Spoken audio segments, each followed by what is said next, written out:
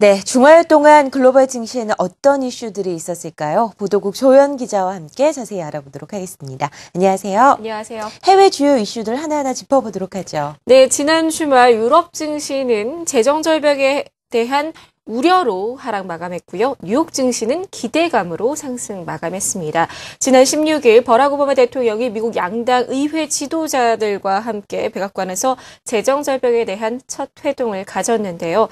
지금 이 미국의 재정 절벽에 대한 공포는 미 경제뿐만이 아니라 글로벌 경제 전체가 주목하고 있고 또 위축되고 있는 이슈입니다. 그 위험성을 지도자들도 느끼고 있었는지 한 목소리로 해법 찾기에 몰두하고 있다라고 이야기를 내놓았습니다. 첫 회동 뒤 가진 기자회견에서 매우 건설적인 만남이었다, 또 협상이 속도를 낼 것이다 등의 낙관적인 답변을 내놓았는데요. 더 자세한 내용은 해외 글로벌 이슈 호황체를 살펴본 뒤 더 이야기 나눠보겠습니다. 먼저 호재성 재료입니다. 글로벌 금융시장을 얼어붙게 하고 있는 재정절벽 문제에 대해 미국 의회 지도부들이 하나같이 낙관적인 전망을 내놓았습니다. 20일 유로존 재무장관 회의를 앞두고 그리스 차기 지원에 대한 통 큰 해법이 나올 수 있을지에 관심이 몰리고 있습니다. 중국 주요 70개 도시 중 35개 도시의 10월 신규 주택 가격이 상승한 것으로 나타났습니다. 다음은 악재성 요인입니다. 허리케인 샌디의 여파로 지난달 미 산업 생산이 예상 밖의 마이너스 성장이 그친 것으로 나타났습니다. 중국의 올해 무역 성장이 국내 총생산 증가율보다 훨씬 낮은 6%에 그칠 것으로 추정됐습니다. 당초 목표치는 10%였지만 정부마저 달성이 어렵다고 진단했습니다. 유로존 부채 비율이 앞으로도 증가세를 이어가 현재 93%에서 1.5%포인트 상승한 2014년 94.5%에 이를 것으로 전망됐습니다.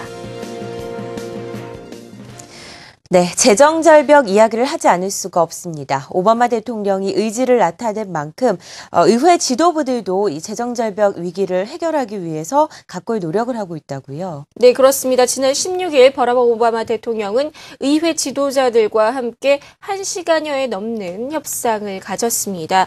이례적으로 공화당과 민주당은 성명을 함께 발표했는데요.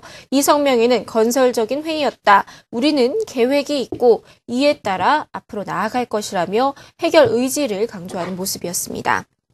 기자회견들도 잇따랐는데요. 존 베이너 하원 의장은 본인이 제시한 틀이 대통령이 요구하는 접근 방식과 일치하다며 미 경기가 재정 절벽을 피할 수 있을 것이라고 내다봤습니다. 과거에 비해서는 상당히 톤이 다운된 모습이죠.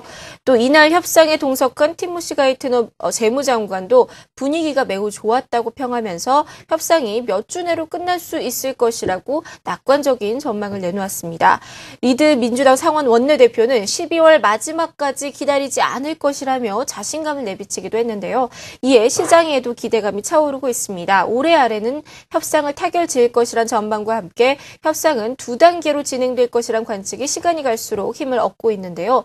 먼저 연내에 재정 적자를 얼마나 줄일지 등에 대한 전체적인 윤곽에 대해 결론을 짓고 내년 초에 세제 개혁을 포함한 재정 지출 삭감 규모를 두고 구체적인 논의를 벌일 예정입니다.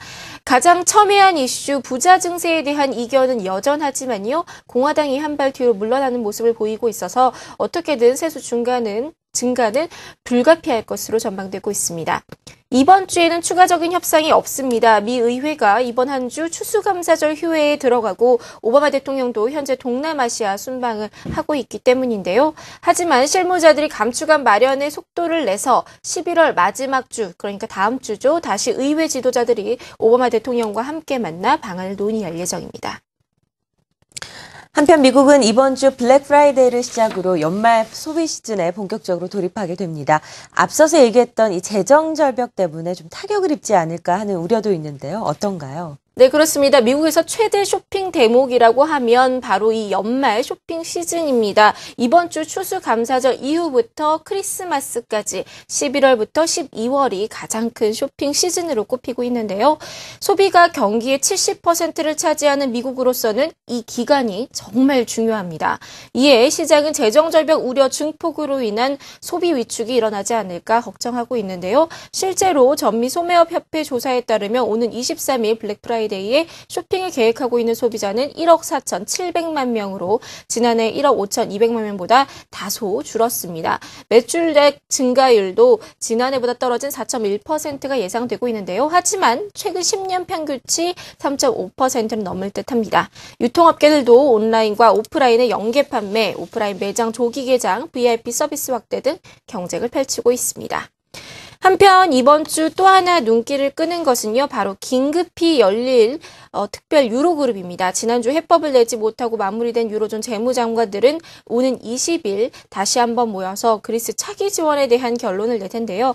과연 315억 유로를 넘는 통 큰 지원이 있을지도 주목됩니다.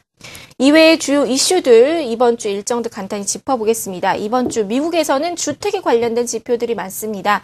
월요일 10월 기존주택 매매와 11월 NAHB 주택시장 지수를 시작으로 신규 주택, 건축 허가 건수, 모기지 신청 건수 등 줄지어 나옵니다. 또 22일 목요일 추수감사절인 뉴욕이 휴장인 관계로 주간 신규 실업수당 청구 건수를 비롯한 마켓사의 11월 제조업 구매관리자 지수와 11월 미시간대 소비자 심리지수, 신뢰지수, 또 10월 컨퍼런스 보드의 경기선행지수 등 여러 지표들이 21일 수요일에 발표됩니다. 23일 금요일은 앞서 얘기한 블랙 프라이데이고요. 일본 증시는 이날 근로감사일로 휴장합니다. 지금까지 글로벌 경제 주요 이슈였습니다.